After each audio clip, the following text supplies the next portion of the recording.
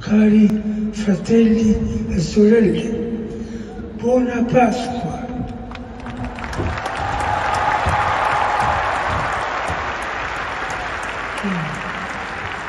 Maestro di cerimonia, di leggere il messaggio.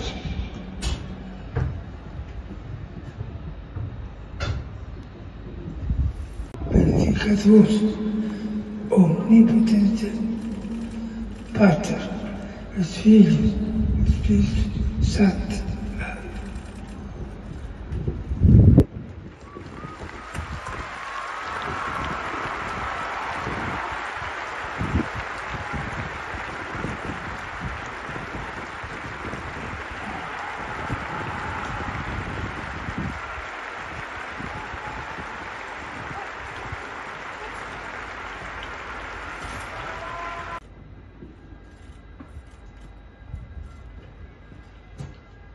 Il Santo Padre Francesco, a tutti i fedeli presenti e a quelli che ricevono la sua benedizione a mezzo della radio, della televisione e delle altre tecnologie di comunicazione, concede l'indulgenza plenaria nella forma stabilita dalla Chiesa. Preghiamo Dio Onnipotente perché conservi a lungo il Papa a guida della Chiesa e conceda pace e unità alla Chiesa in tutto il mondo.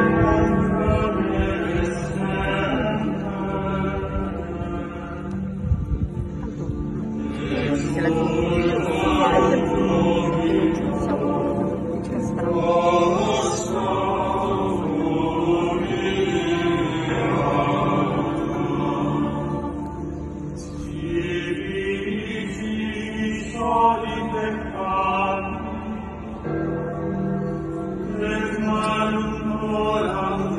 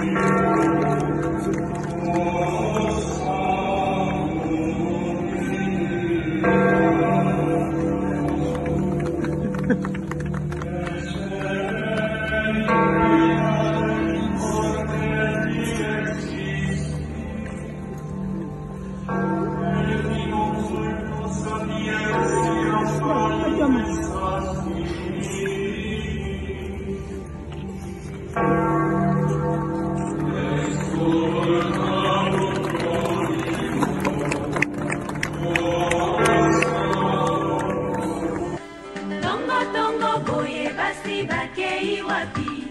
Marie Madeleine na Malasi okei wapi?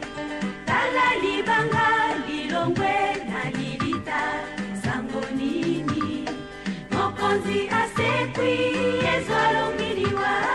Haleluya, haleluya, haleluya, haleluya asekwi. Haleluya, haleluya, haleluya, haleluya longiliwa. Nous sommes à la place Saint-Pierre pour rendre les derniers hommages à notre pontife, le pape François. Que le Seigneur l'accueille dans sa demeure éternelle. Et que la cérémonie d'aujourd'hui puisse se passer très bien, dans la joie, dans la paix, dans la prière.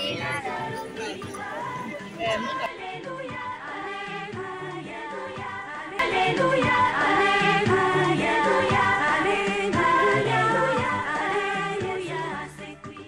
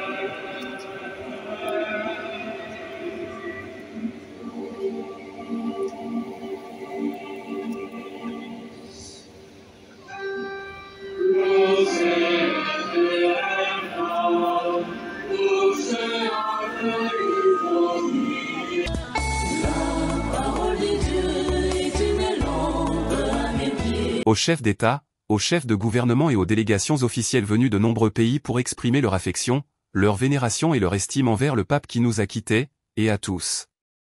Sa dernière image, qui restera gravée dans nos yeux et dans nos cœurs, est celle de dimanche dernier, jour de la solennité de Pâques, lorsque le pape François, malgré ses graves problèmes de santé, a voulu nous donner la bénédiction depuis le balcon de la basilique Saint-Pierre, puis est descendu sur cette place pour saluer depuis la papamobile découverte toute la foule venue assister à la messe de Pâques. Malgré sa fragilité dernière et sa souffrance, le pape François a choisi de suivre cette voie du don jusqu'au dernier jour de sa vie terrestre. Il a suivi les traces de son Seigneur, le bon pasteur, qui a aimé ses brebis jusqu'à donner sa vie pour elles. Et il l'a fait avec force et sérénité, proche de son troupeau, l'Église de Dieu, en se souvenant de la phrase de Jésus citée par l'apôtre Paul, « Il y a plus de bonheur à donner qu'à recevoir » AC 20, 35. La décision de prendre le nom de François est immédiatement apparue comme le choix d'un programme et d'un style sur lesquels il souhaitait fonder son pontificat, en cherchant à s'inspirer de l'esprit de saint François d'Assise. Il a conservé son tempérament et sa manière de guider son troupeau, et a immédiatement imprimé sa forte personnalité dans la gouvernance de l'Église, en établissant un contact direct avec les individus et les populations, désireux d'être proche de tous, avec une attention particulière pour les personnes en difficulté, se dépensant sans compter, en particulier pour les plus démunis, les exclus. Il a été un pape parmi les gens, avec un cœur ouvert à tous. Il a également été un pape attentif à ce qui émergeait de nouveau dans la société et à ce que l'Esprit Saint suscitait dans l'Église. Il avait une grande spontanéité et une manière informelle de s'adresser à chacun, même aux personnes éloignées de l'Église. Riche de chaleur humaine et profondément sensible aux drames actuels, le pape François a véritablement partagé les angoisses, les souffrances et les espoirs de notre époque de mondialisation, et s'est dépensé pour réconforter et encourager chacun par un message capable de toucher le cœur des gens de manière directe et immédiate. Son charisme de l'accueil et de l'écoute, uni à une manière d'être en phase avec la sensibilité d'aujourd'hui, a touché les cœurs, cherchant à réveiller les énergies morales et spirituelles. Le primat de l'évangélisation a été le guide de son pontificat, diffusant, avec une empreinte missionnaire évidente, la joie de l'Évangile, qui a été le titre de sa première exhortation apostolique Evangelii Gaudium. Une joie qui remplit de confiance et d'espérance le cœur de tous ceux qui se confient à Dieu. Le fil conducteur de sa mission a également été la conviction que l'Église est une maison pour tous, une maison dont les portes sont toujours ouvertes. Il a souvent utilisé l'image de l'Église comme hôpital de campagne après une bataille qui a fait de nombreux blessés, une Église désireuse de prendre en charge avec détermination les problèmes des personnes et les grandes souffrances qui déchirent le monde contemporain, une Église capable de se pencher sur chaque homme, au-delà de toute croyance ou condition, pour soigner ses blessures. Le pape François a toujours mis au centre l'évangile de la miséricorde, soulignant à plusieurs reprises que Dieu ne se lasse pas de nous pardonner, il pardonne toujours, quelle que soit la situation de celui qui demande pardon et revient sur le droit chemin. Il a voulu le jubilé extraordinaire de la miséricorde, afin de mettre en évidence que la miséricorde est le cœur de l'évangile. Miséricorde et joie de l'évangile sont deux mots-clés du pape François. En opposition à ce qu'il a défini comme la culture du déchet, il a parlé de la culture de la rencontre et de la solidarité. Le thème de la fraternité a traversé tout son pontificat avec des accents vibrants. Dans la lettre encyclique Fratelli Tutti, il a voulu faire renaître une aspiration mondiale à la fraternité, car nous sommes tous enfants du même Père qui est aux cieux. Il a souvent rappelé avec force que nous appartenons tous à la même famille humaine. En 2019, lors de son voyage aux Émirats Arabes Unis, le pape François a signé un document sur la fraternité humaine pour la paix mondiale et la coexistence commune, rappelant la paternité commune de Dieu. S'adressant aux hommes et aux femmes du monde entier, la lettre encyclique Laudato Si a attiré l'attention sur les devoirs et la coresponsabilité envers notre maison commune.